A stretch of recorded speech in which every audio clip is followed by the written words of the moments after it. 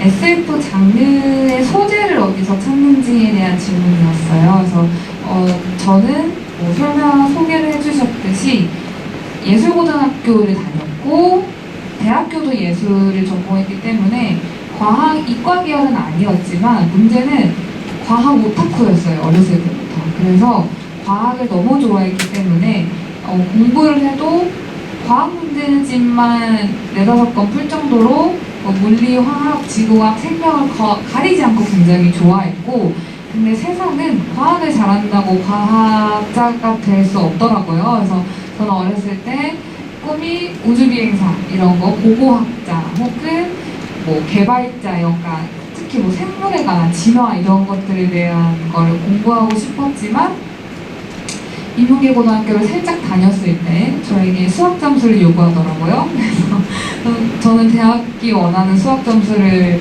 만족시켜줄 만큼 수학의 시간을 할애할 마음이 없는데 저에게 수학 점수를 요구하길래 안 되겠다 싶어서 인문계고등학교를 박차고 나서 예술고등학교에 편입을 했고요. 그때 이제 과학과 함께 좋아했던 게 스토리였어요. 저는 과학이 제일 좋았던 이유는 내가 무언가를 상상할 수 있게 하는 힘이었거든요. 그래서 우주에 대해 모르잖아요, 우리는. 제가 좋아하는 말들 중에 또 하나가 뭐냐면 21세기의 사람들은 얼마나 안쓰러운가. 왜냐하면 15세기, 16세기의 사람들은 우주에 대한 것들이 뭔지 모르잖아요. 그때는 정말로 지구가 저 하늘의 중심이라고 믿고 있었고, 그 더 이전에는 신이 아침마다 커튼을 쳤다 열었다 하면서 하늘에 신이 있을 거라고 믿었던 그런 낭만의 시대에 살고 있었는데, 지금 우리는 우주가 어떤 공간인지 알아요. 그리고 우주에 지구가 외롭게 있는 것도 같아요. 왜냐하면 우리의 아직 그런 천문학은 뭔가 무궁무진하게 발전하지 않았기 때문에 정말로 지구에 또 다른 존재가 있는가, 우주에, 그리고 우주가 왜 시작했는가, 우주의 끝은 어디인가를 아무것도 밝혀내지 못한 21세기인들은 얼마나 낭만을 꿈꿀 수도 없고 얼마나 고독한가라는 얘기가 있거든요. 저는 그 얘기를 정말 좋아해요. 그래서 어렸을 때에는 제가 나인이나 어떤 물질을 사라 혹은 다른 소설에서 외계인을 많이 쓰는 이유가, 물론 천문학자들의 관점에서 지구는 굉장히 초창기에 생긴 행성일 거라고 해요. 아마도 우리가 우리가 가늠할 수 없는 아주 방대한 우주의 시간에서 우리는 정말 고대 인류일 것이다, 지구는 얘기를 하긴 하지만, 그렇다면 어딘가에는 이제 지구에 비가 몇천 년 동안 내릴 때 씨앗 하나가 생기고 생명 하나가 움트는 시간 동안 어떤 행성에는 그런 게 시작됐을 수도 있잖아요. 그리고 최근에 원숭이들이 보니까 뗏석기를 만들고 있대요. 그냥 원숭이가 먹을 거를 이제 돌에 내리치는 줄 알았는데, 자세히 연구를 해보니까 원숭이들이 우리가 이제 호모사피엔스 시절에 했던 것처럼 뗏석기 어떤 더 뾰족한 것들을 찾아내서 깎는 거를 하고 있다고 하더라고요. 그러면 원숭이의 진화는 인류가 다 사라진 이후 한 3만 년 후에쯤에는 정말로 원숭이가 우리의 어떤 자리에 있을지도 모르고, 우리 지금 재밌는 것 중에 하나가 7대 불가사리 미스터리한 것들 있잖아요. 과연 정말로 화성에서 인간이 온 것인가, 우리 이전에 우리의 문명을 외계인이 주고 갔다라는 설도 있잖아요. 그런 것처럼 원숭이들은 정말로 쓰레기를 낳는 생명이 고대에 있었을까? 라는 얘기를 했을 수도 있겠죠. 그러니까 그런 어떤 저희 과학적인 상상력, 그런 저희 상상력을 가장 많이 자극하는 게 어렸을 때부터 과학이었고, 정말 식물에 대한 것들만 해도 너무 신기한 거예요. 왜냐하면 인간의 몸에는 엽록소가 없는데 식물의 몸에는 엽록소가 있다는 이유로 그들이 이산화탄소를 흡수하고 산소를 내뱉어 굉장히 이로운 것들이 왜 인간에게 없지? 인간도 숨 쉴 때마다 산소가 나오면 좋을 텐데, 약간 이런 생각들을 굉장히 많이 해서, 근데 이제 이게 과학적인 이 현대에 업데이트되는 과학기술에는 미치지 못하는 것들이기 때문에 어린이 과학 동아리 굉장히 많이 보고요. 그리고 과학 책들도 진짜 많이 찾아 읽고, 그리고 특히 어린이들을 상대로 한 유튜브나 이런 것들을 많이 챙겨보다 보면은 어렵지 않고 흥미진진한 시점으로 그 소재를 접할 수 있고, 제가 어떤 하나에 많이 꽂혔어요. 인공지능에 꽂히거나 복제인간에 꽂히면은 그 다음에는 그거 관련된 어떤 더 심화된 책들을 읽으면서 소재를 가지고 오는 편이고요. 특히 SF를 창작할 때에는 아까 말했듯이 우리가 기본적으로 알고 있고 그 기본적인 어떤 지구의 중력이 있다. 해치지 않는 선에서 한 단계 점프가 필요해요, 항상. 그래서 이 점프가 되는 이 빈 공간은 과학으로 설명할 수 없고 누군가는 아니야 라고 말은 하지만 잘하면 그럴 수도 있겠는데 라가 되는 구간이거든요. 그래서 저는 항상 많은 소재들을 뭐 책이나 영화를 통해 본 다음에 이제 상상력의 점프를 통해서 글의 소재를 찾는 편입니다. 다음 질문으로는 책을 읽다 보면 작가님만의 특별한 생각들이 중간중간 전해지는 듯해요. 전달하고 싶은 특정 메시지를 테마로 책을 써내려 가는지 아니면 스토리를 기준으로 책을 쓰시면서 평소 생각했던 점들을 넣으시는지 궁금합니다. 라고 해주셨는데 저는 이게 책들마다 약간 다릅니다. 그리고 특히 장편소설은 테마나 소재를 정해두지 않고, 그러니까 메시지를 정해두지 않고 쓰는 편이고요. 쓰다가 어느 순간 인물들과 엮이면서 자연스럽게 메시지와 소재가 정해지는 경우가 더 많고 단편소설은 분량이 굉장히 짧기 때문에 테마를 정해두는 것 같아요. 내가 이 단편소설에서는 복제인간에 대한 얘기를 해야겠다. 아니면 혹은 장르를 정해두기도 해요. 추리소설을 써야겠다. 미스터리함을 가득 담고 있는 걸 써야겠다. 뭐 낭만이나 로맨스를 써야겠다라는 식으로 어떤 특정 테마를 정해두고 소설을 쓰기도 합니다.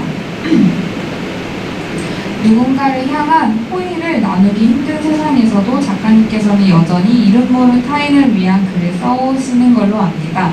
특히 이끼숲에서 구해내는 이야기를 써야겠다고 이야기하셨는데 이러한 내용들을 끊임없이 주제화하여 사람들에게 호의와 사랑 그리고 용기를 이야기할 수 있는 원천이 궁금합니다. 저는 제가 그런 얘기를 쓴다는 걸 책을 쓰고 나서 알았어요. 행사나 어떤 그 독자분들께서 작가님은 항상 사랑에 대한 얘기를 해주시는 것 같아요 라는 얘기를 해주셔서 알게 됐거든요. 제가 갖고 있는 사람에 대한 믿음과 호의가 어떤 건지는 잘 모르겠어요. 근데 저는 확실한 건 이기는 내용을 좋아하는 것 같긴 해요. 그냥 영웅적인 서사들. 우리가 요즘에 악인에 대한 얘기 굉장히 많이 하잖아요.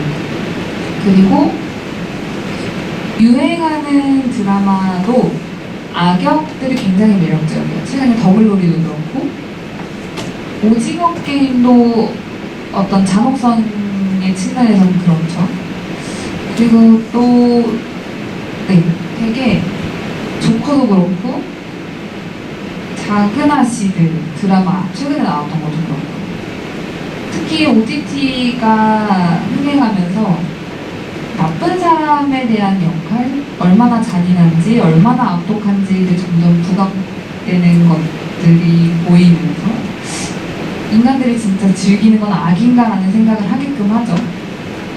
그리고 최근에 사회적인 문제들, 범죄들에게 기자들이 사실 이 범죄자는 이런 사람이 아니었는데 식의 서사를 주면서도 불편해하고 우리는 그래서 악인에게 너무 많은 서사를 주는 시대가 아닌가 우리는 왜 이렇게 매력적인 악에 끌리는가에 대한 고민을 창작자도 하고 보는 사람도 불편해하고 우리 좀 의문을 많이 가지고 있어요. 근데 그것들을 좀 잘 생각해보면 저는 강력한 악에는 강력한 선이 항상 있어요. 우리가 지금 딱 예시로 들었던 작품들도 그 엄청 강력한 악을 대항하는 뭐 매력적이라고는 표현할 수 없겠지만 굉장히 끈질기고 굉장히 강하고 굉장히 우리를 배신하지 않는 선이 있어요. 그리고 그게 끝내 이겨요. 악이 그렇게 센 악이 이기는 이야기는 없죠. 이야기는 결국 선이 이깁니다. 그래서 그거를 생각하면 사람들은 확실한 선을 원해요. 근데 그 확실한 선을 가장 대비되게 보여주는 게 강력한 악이고, 우리는 강력한 악을 좋아하는 것처럼 보이지만 사실 그 악이 처절하게 망가졌을 때를 더 행복해 합니다. 결국 선이 이겼을 때 우리는 웃어요. 그러니까 우리는 선의 얘기를 좋아해요. 저뿐만 아니라 모든 사람들이 선을 좋아하고, 네, 그런 것 같아요. 그런 의미에서 제가 갖고 있는 인간에 대한 호의와 사랑은 유별나거나 특별하다기보다는 저는 영웅적인 서사를 좋아하기 때문에 유난히 세력들이 막강하게 있을 뿐인 것 같아요. 다른 소설들에 비해. 이 다른 소설이라는 거는 장르소설 말고 순문학에 대한 얘기인데, 장르소설의 특징 중에 하나는 굉장히 뚜렷한 악들이 있어요. 그게 개인일 때도 있고 사회일 때도 있고 약간 여러 가지 어떤 이 주인공을 맡고 있는 장벽이 있는데, 그것들을 주인공이 깨고 나아가는 이야기가 장르소설의 법칙 중에 하나이고, 그렇기 때문에 우리 그런 것들을 읽으면 악이 다른 소설보다 좀 더 뚜렷하게 보이는 것 뿐인 것 같아요. 분명히 모든 인물들은 어느 일정 수준의 선을 가지고 있고, 그리고 그것들을 내재화하거나 이겨내려고 노력을 하는 이야기이지 않을까. 네. 특히 나인 같은 경우에도 절대적인 악이라고 할 수 있는 악역이 있었고, 청계의 파랑에서도 비록 형체는 없었지만 어떤 시스템과 인간의 인식 속에서 죽어야만 하는 그 상황을 이겨내야겠다라는 목표점이 확실히 있었기 때문에 그걸 향해 달려나가는 선한 인물이 더 뚜렷하게 보였던 것 같습니다. 저는 인생책이 하나가 있어요. 그래서 여러 곳에서 말했지만 에밀 아자르의 자기 앞의 생이라는 책입니다. 이 책은 유태인 이야기이고, 모모라는 아이가 그 자신을 키워주는 창녀들의 아이를 도맡아 키우는 로자 아주머니와의 우정을 그린 얘기예요. 이 책은 제가 고등학교 때 책을 읽고 처음으로 울었어요. 아마 네, 처음으로 울었던 책이고, 여러분도 꼭 읽어보시는 것을 추천드립니다. SF 영화 속 장면이 점차 현실화될 정도로 빠르게 기술이 발전하고 변화하고 있다고 생각합니다. 이런 사회에서 살아가는 저희들이 이것만큼은 잃지 않았으면 하는 마음가짐이 있을까요? 예전에는 이런 질문을 받으면 정말 어려웠거든요. 뭘까? 기술에서 우리가 잃지 말아야 할 서로에 대한 감정이 뭘까라는 고민을 제가 청계의 파랑 책이 나오고 처음으로 북토크를 한 이후로 가진 의문이었고, 요즘에는 좀 답을 내린 것 같아요. 저는 사람들이 서로를 안쓰럽게 여기는 마음, 서로가 불쌍한 존재라고 생각하는 그 연민을 잃지 않았으면 좋겠어요. 이 기술 속에서도. 왜냐하면 인간은 내가 누구인지를 고민하는 시점부터 너무나도 불쌍한 존재가 맞는 것 같습니다. 왜냐? 그 질문은 죽을 때까지도 그 누구도 아무도 알지 못하는 질문 속에서 계속 생각하거든요. 풀 수 없는 의문을 평생 안고 사는 존재인데 얼마나 안쓰러워요, 서로가. 그래서 저는 그 어떤 연민을 서로 잃지 않았으면 좋겠다는 생각을 제일 많이 하는 것 같아요.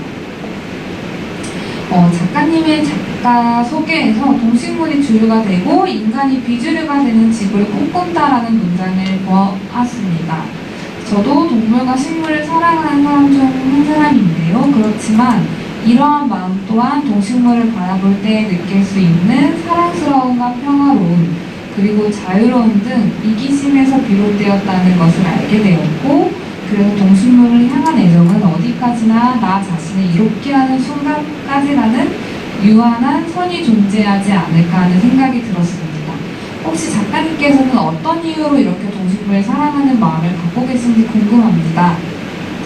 저는 이 질문이 굉장히 좋았던 게, 선한 마음은 어디까지나 나를 위한 유한함이 맞는 것 같아요.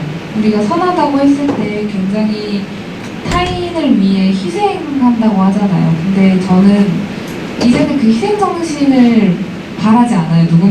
누군가가 자신을 희생하면서까지 사람 누군가를 위해 몸을 포기하지 않았으면 좋겠어요. 선이라는 거는 결국에 내가 나를 지키기 위한 수단임과 동시에 베푸는 거잖아요. 그래서 이런 필요에 의한 선은 정말 필요하다고 생각을 하고, 그래서 이 질문이 굉장히 좋았는데, 제가 동식물을 사랑하는 마음은 사실 인간이 약간 좀 착착했으면 좋겠다는 마음이 있었던 것 같습니다. 왜냐하면 저는 기후위기에 대한 관점도 굉장히 뚜렷하게 갖고 있고, 그렇기 때문에 우리가 앞으로 발전하는 것들이 굉장히 인간 중심적인 것보다는 동식물의 어떤 공존을 위한 발전이었으면 좋겠다라는 생각을 하게 되면서 그런 문장을 썼고요. 그래서 동식물을 사랑한다고 하기에는 딱히 하는 건 없는 것 같아요. 그냥 단지 인간이 적당히 하게 하자? 인간을 좀 막아보자? 이 마음이 더 큰 것 같습니다. 평소에 소설을 읽을 때 스토리에 집중하기보다 그 속의 문장과 표현, 그리고 작가가 이 소재를 통해 무엇을 전달하고자 하는지 집중하면서 작가와 긴밀하게 연결되는 느낌을 받습니다. 그런데 작가님이 입기숲을 읽으며 처음으로 인물에게 애정이 생기는 경험을 했습니다. 특히 의주와 치우키의 이야기를 의주의 쌍둥이인 의주의 시점에서 풀어낸 것이 인상적이었습니다. 시점을 의주로 설정하게 된 계기나 특별한 이유가 있는지, 그리고 평소에 소설에서 시점을 선택하는 작가님만의 기준이 있는지 궁금합니다. 저는 이 얘기를 진짜 좋아해요. 저는 이야기를 쓸 때 캐릭터를 정말로 사람처럼 생각을 하거든요. 저희 친구처럼. 그래서 이야기를 쓰다가 오늘의 일은 여기서 끝이야 라고 하고 노트북을 딱 닫으면 그 캐릭터가 퇴근해요. 퇴근하고 이제 방에서 쉬고 있다가 제가 이제 노트북을 열면은 걔도 주섬주섬 출근을 해요. 우리끼리 얘기를 해요. 어디까지 했더라? 이런 식의 어떤 그 캐릭터를 굉장히 사랑하고 그런 마음 때문에 이야기를 사랑해서 그런지 저는 책을 읽는 독자분들께서 다른 것보다 캐릭터에 애정이 많이 갔다, 어떤 캐릭터가 너무 좋았어요 라는 얘기를 할 때 굉장히 행복한 사람이거든요. 그래서 의조에 대한 거는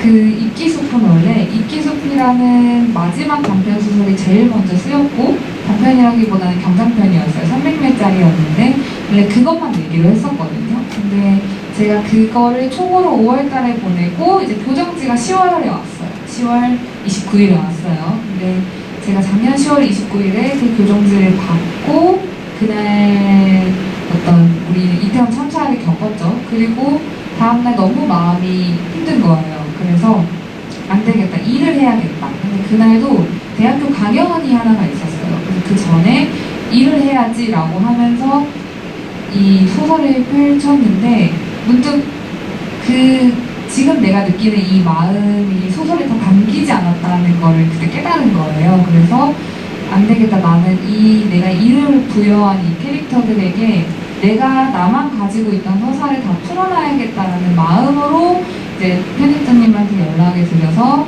제가 이 캐릭터들을 한 번 더 책임질 수 있는 시간을 주세요라고 했고, 그래서 앞에 바다눈과 입기숲이 쓰였고, 그 입기숲을 바다눈과 우주늪을 썼고, 우주늪의 의조는 애초에 의주에게 있던 저희 설정이었지만 제가 입기숲에서 의조 얘기를 거의 하지 않았잖아요. 그래서 그런 약간 미안함으로 의조에게 목소리를 주고 싶었고, 그게 은희와 조금 연결되어 있었어요. 바다늪의 은희라는 친구는 목소리를 잃은 아이였지만 의조는 잃은 상태였지만 누구보다 강렬하게 외치고 있다는 느낌을 주고 싶어서 선택을 하게 됐고, 시점은 글쎄 약간 하늘이 정지해준 것처럼 쓰다가 어느 순간 자연스럽게 선택이 되는 것 같아요.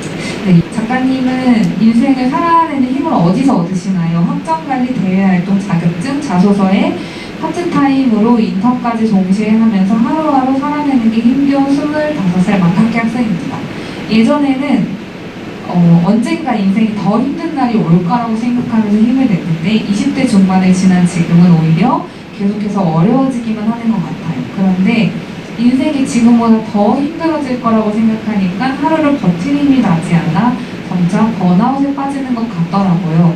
그래서 요즘은 결국 쉬운 일 없을 인생을 사는 힘을 무언가에서 얻으려고 노력 중이에요. 작가님은 어디서 살아가는 힘을 얻나요? 힘을 주는 것은 무엇인가요? 라는 질문을 주셨는데, 제가 20대 때 이게 굉장히 심했어요. 지금부터 제가 말씀드리는 거는 그래도 이 질문하신 분 저보다 나은데요? 라는 뜻은 아니에요. 각자의 힘듦은 전부 다른 거고 그때는 모두에게 각자를 쫓아오는 호랑이가 있는 거예요. 누구도 침범할 수 없는, 마치 투데이가 달리는 레일처럼 나만 달릴 수 있는 레일에 내 뒤에 호랑이가 쫓아오고 있는 거잖아요. 저는 해외여행 가보고 싶었고요. 그리고 진짜로 아르바이트부터 시작해서 교환학생부터 막 다 해보고 싶었는데, 일단 그런 것들을 대학교 다니는 동안에는 못했어요. 당연하게 어머니를 간병을 해야 했고, 그리고 저는 학생이었는데 인간관계가 아작이 났습니다. 여러분, 어떤 식으로 아작이 났냐면, 저는 약간 제가 MBTI 얘기한 게 이럴 때 좀 편하더라고요. 저는 INTJ예요. 그래서 INTJ를 표현하는 단어 중에 하나가 인간의 심장을 가진 깡통 로봇이에요.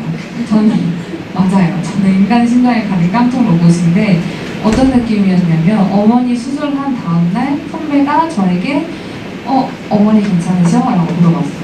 괜찮으시냐? 라는 질문에는 두 가지의 선택지가 있어요. 죽었느냐 살았느냐. 살았잖아요. 저는 괜찮아요 라고 대답을 했어요. 근데 그들에게 괜찮아요는 사는 건 당연하고 굉장히 수술이 잘 끝나서 회복도 되어 가고 있고 나는 딱히 신경 쓰지 않아도 된다까지 포함이 됐던 거예요. 저는 거기까지 생각을 하지 않았죠. 그래서 어느 순간부터 저의 힘듦이 타인에게 가닿지 않더라고요. 저는 끝나고 학생 활동을 못하고 이제 MT도 못 가고 아무것도 할 수 없는 상황, 아르바이트를 해야만 하고 학교가 끝나면 엄마에게 가야 하고, 그리고 심지어 엄마는 어린 아이인데 저보다 체구가 훨씬 크기 때문에 언니랑 저를 접했어요. 한마디로 정말로. 그래서 여러분, 뇌가 전두엽이 고장나면 감정이 고장이 나는데 그중에서 제일 먼저 고장나는 게 상냥함이에요. 상냥함과 친절함은 고장이 나고 어머니에게는 폭력성과 짜증만 남아있는 상태였기 때문에 저희가 뭘 하든 멱살을 잡거나 머리카락을 잡고 뒤흔드는 게 일이었거든요, 그때는. 그래서 언니랑 제가 20대 때에는 긴팔 옷을 굉장히 많이 입었어요. 온몸에 멍이 너무 많이 들어가지고 그런 삶을 살고 있었는데, 이제 이거를 남들에게 얘기를 못 하겠는 거죠. 뭔가 내가 갖고 있는 슬픔인데 굳이 타인에게 얘기해봤자 해결되는 게 없잖아 라고 정말 치는 깡소리 나는 생각을 하면서 살았더니, 사실 타인은, 지인은 말해주길 원했겠죠. 내가 이만큼 힘들고 이만큼 도움이 필요해요 라고 말해주길 원했겠지만 저는 그걸 못했기 때문에 오해가 쌓였고, 그 오해는 결국에 우리의 인간관계를 파탄을 냈더라고요. 그거를 저도 겪고 나서야 알았어요. 힘들 때는 적당히 잘 말해야 한다. 내가 어떠한 일로 이만큼 힘들다를 말해야 하는 걸 몰랐기 때문에 1차적으로 인간관계가 실패하면서 대학생 때의 기억이 저는 살짝 암울해요. 그래서 요즘에 이렇게 대학교를 오면은 대학교를 다시 다니고 싶다가도 그때 그 인간관계를 내가 다시 감당할 수 있을까라고 하면 아니에요. 그래서 20대 때, 특히 대학생 때 대학을 다니는 가장 큰 이유는 뭐 좋은 강의를 듣는 것도 있고 나의 어떤 자기개발도 있겠지만, 사실 사람을 만나기 위한 장소잖아요. 내가 우리나라에 절대 사라지지 않는 학연 지연 이런 것들을 쌓기 위한 공간이기도 하고, 누군가에게 나의 선배나 교수나 동기에게 나의 어떤 재능을 보여주면서 나중에 언젠가 나의 기회가 오기도 하고, 이런 것들을 쌓는 게 대학교에서 굉장히 큰데 저는 그걸 다 망쳤어요. 그래서 뭔가 남는 것들이 없었고, 그러니까 그런 20대를 보내면서 문득 저를 돌아보니 실패밖에 남아있지 않는다는 느낌이 든 거예요. 난 아무것도 해놓은 게 없고 내 친구들이 학점을 잘 받고, 학점을 잘 받았던 것 같아요. 할 게 학점밖에 없었어요. 여러분, 뭔가를 잘하려면 둘 중에 하나가 맞나봐요. 인간관계에서 도리가 되거나 아무튼 그런 20대를 문득 돌아보니 27살 때 그런 생각이 드는 거예요. 나 진짜 실패 많이 했구나. 전부 다 실패했구나. 내가 우리가 흔히 부러워하는 삶들이 있잖아요. 되게 SNS를 볼 때 반짝반짝 빛난다고 흔히 표현을 하는 그런 삶들을 하나도 하지 못했네? 근데 문득 그 생각이 드는 거예요. 근데 나 앞으로 실패에는 좀 덤덤해질 수 있겠다.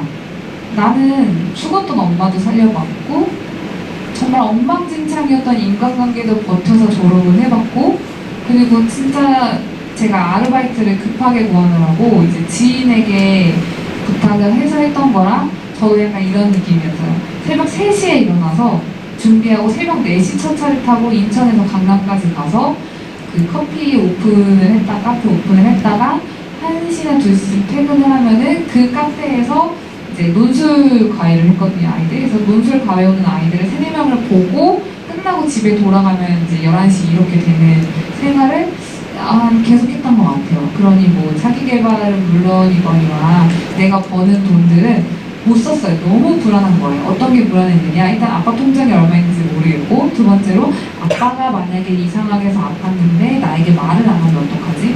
아빠가 자기 아픈 걸 숨기면 어떡하지? 그러면 그때 되게 멋있게 아빠가 통장에 100만 원 있어 말해도 돼? 라고 하는 딸은 되어야지라는 느낌 때문에 모으는 것들을 계속 모으기만 하다가 어느 순간 이제 이렇게 됐겠죠. 그러니까 이런 비슷한 상황이었죠. 나에게는 뭔가 꿈과 희망 같은 것들 더 이상 꿀 필요도 없겠고, 너무너무 불안한데, 근데 실패는 굉장히 많이 해봤고, 실패를 하는 게 생각보다 큰 타격은 없네. 좌절하거나 너무 끔찍하지도 않네라는 좀 담담함이 생긴 거예요. 그리고 그때쯤에 저희 교수님이 저에게 그런 얘기를 해주시더라고요.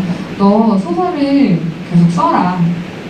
근데 어쩌면 너가 작가를 꿈꾸는 게, 소설을 꿈꾸는 게 너의 인생의 가장 큰 기회일지도 모르겠다. 왜냐하면 누군가의 마음을 울리기 위해서는 너가 스스로 네 땅을 손으로 쳐봐야, 절규로 네 땅을 쳐봐야 다른 타인의 마음을 울릴 수 있다라는 얘기를 해주셨고, 또 그 얘기를 듣다 보니 그래, 이 경험은, 이 실패는 나밖에 못했겠구나.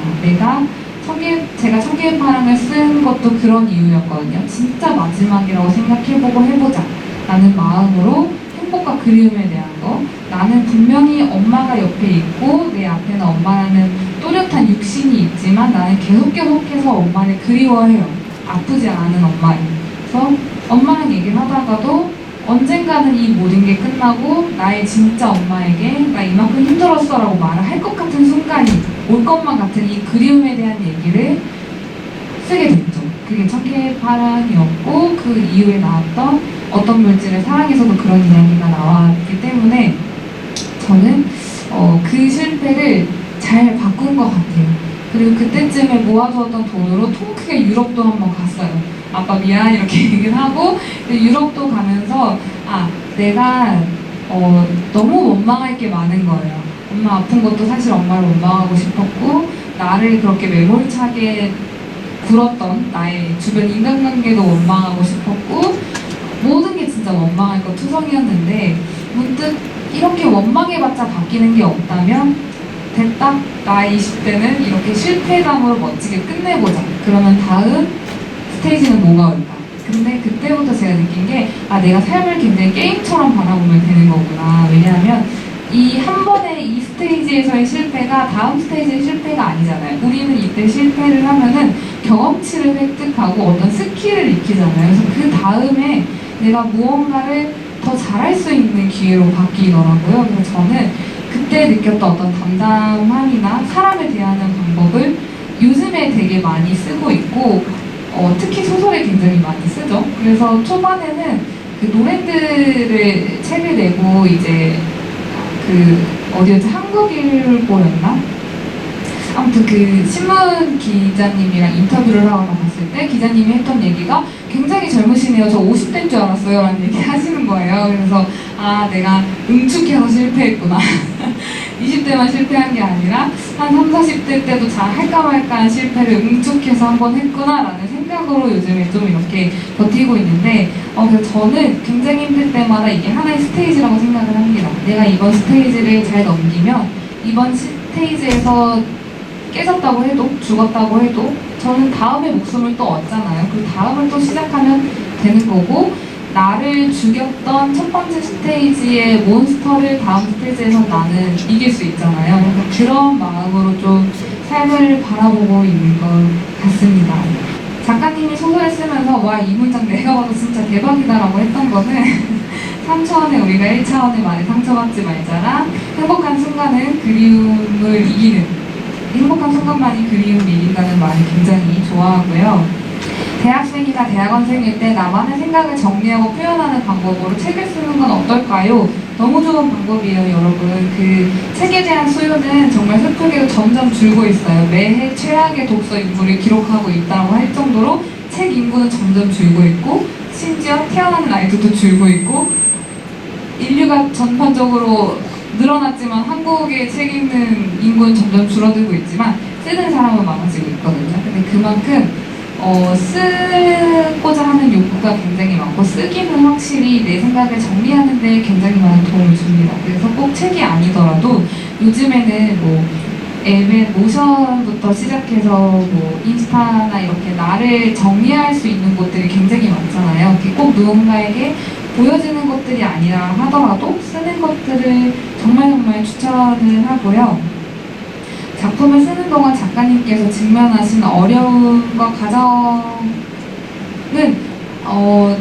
처음에는 자신이 있었어요. 마감을 지키겠다는. 요즘엔 없어요. 그래서 저는 매일매일 사과 편지를 쓰고 있습니다. 편집자님들. 그리고 청계파랑 출간 이후 어떤 독자 반응이 가장 기억이 남나요? 저는 대체로 다 기억이 남지만 가장 많이 남았던 건 아이를 출산하고 한 몇 달 안 된 이제 엄마가 새벽에 너무너무 피곤한데도 이 책을 읽느라 잠을 못 잤고 그 시간이 너무 행복했다라고 했을 때 느꼈어요. 제가 책을 쓴다는 것 자체가 독자의 시간을 책임지는 거구나. 그 시간을 좀 행복하게 했으면 좋겠다라는 어떤 저의 좀 작가적인 어떤 이런 작가가 돼야지의 계기였고, 두 번째는 중학교 선생님이었는데 반에 적응을 못하는 친구가 있었대요. 그래서 얘는 조금 심각해서 좀 냅두면은 곧 자퇴를 하겠다 싶은 친구가 있었는데 그 친구가 어느 라인을 읽고 있었다고 해요. 그래서 그 선생님이 가서 선생님도 이 책 좋아해? 라는 얘기로 대화를 시작했고 무사히 졸업을 시켰다는 거예요. 그래서 그때도 북토크였거든요. 그거 듣자마자 눈물이 나가지고 그 선생님한테 정말 감사하다고 제가 그 얘기를 저에게 들려주셔서 정말 감사하다고 꼭 말씀을 드렸었고, 최근에 읽은 책이 있나요? 제가 가장 최근에 읽었던 건 10월이 되자마자 저는 10월에 시를 굉장히 많이 읽거든요. 이게 가을 타나 봐요. 그래서 최근에 진은영 시인님의 나는 오래된 거리처럼 너를 사랑하고 라는 책을 읽었고, 그 전에는 최승자 그 시인님의 시를 또 이제 반복해서 읽었는데, 최승자 시인님의 시는 아무거나 읽어도 다 좋습니다. 작가님 소설책은 책 표지 또한 소설 내용과 너무 잘 어울리는데 책 디자인에 있어서 작가님의 의견도 들어갈까요? 근데 저는 몇 개의 책들을 빼고는 대체로 그 디자이너나 그 아티스트 분들을 직접 수소문하거나 찾아다녀요. 그래서 이제 편집자님한테 때를 씁니다. 이 작가님의 그림이 저랑 너무 잘 어울릴 것 같습니다. 라고 이제 말을 하는 편입니다. 작가님의 작품은 영화로 제작되었으면 하는 작품이 있나요? 제가 요즘에 좀 드라마 시나리오도 쓰고 여러 가지 활동을 같이 하고 있어요. 그래서 다음 주 월요일 10월 7일에는 이제 KBS2에서 기후위기 다큐멘터리인데 그게 드라마랑 합해진 좀 특이하고 도전적인 프로그램이 하나가 방영이 돼요, 여러분. 그래서 거기에 여러 배우들도 많이 나오고 아이돌들도 많이 나오고 하니까 한번 보셨으면 좋겠고, 제가 영화로 제작되었으면 좋겠는 건 영화로 안 가져가시더라고요. 그래서 요즘에는 또 저는 영화도 너무너무 좋아하고 도전하는 거 너무 좋아해서 영화 시나리오를 팀을 꾸려서 직접 써보는 것도 한번 해보고 있거든요. 그래서 그런 것들 좀 잘 되면 나중에는 자급자족을 해야겠어요. 그리고 마지막 질문을 읽을게요.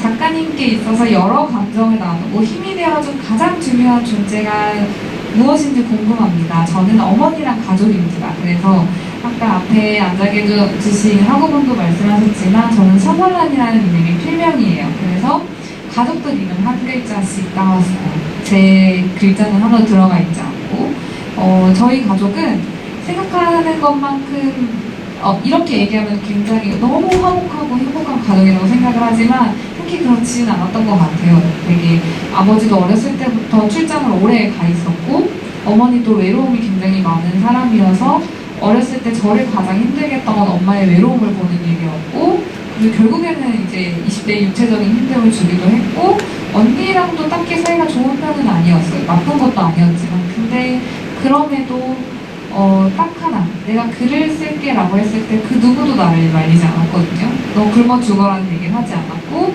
너 하고 싶으면 해 라고 했다는 그 이유 하나만으로 그게 굉장히 큰 지지나 어떤 응원은 아니었을지라도 저를 믿는다는 거잖아요. 그래서 그 하나만으로 제가 지금까지 왔기 때문에 저는 타인이 타인을 살리기 위해서 내가 누군가를 살리기 위해서는 어떤 커다란 응원이나 되게 금전적인 무언가의 도움이나 이런 것보다는 그 사람을 믿는 마음 하나만으로도 누군가를 살릴 수 있겠구나라는 생각을 하게 되고 그게 저의 소설에 가장 크게 깔려있는 어떤 영감이 아닐까 생각을 합니다.